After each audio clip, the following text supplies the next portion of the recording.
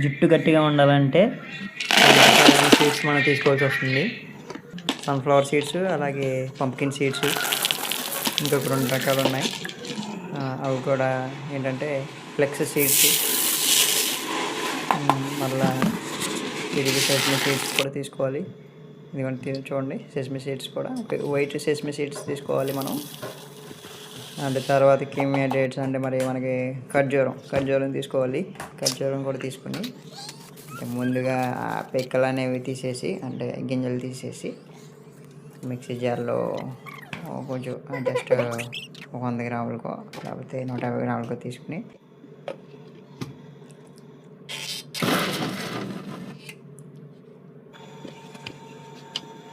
చూసారుగా, ఇప్పుడు మిక్సీలో ఆడిచ్చేసింది అలా ఉంటుంది. ఇప్పుడు మనం ఆ సీడ్స్ తీసుకొని ఫ్రై చేసేసుకోవాలి. ఫ్రై చేసేసుకుని ఫ్యాన్ గాలి పక్కన పెట్టేసుకోవాలి. ఫ్యాన్ గాలి పక్కన పెట్టేసుకుని కొద్దిసేపు ఉన్న తర్వాత మళ్ళీ మిక్సీలో వేసేసి మనం ఆడిచ్చేసుకోవాలి. అంటే ఆడిచ్చేసుకున్న తర్వాత పొడిని పక్కన పెట్టేసి స్టవ్ మీద ప్యాన్ పెట్టి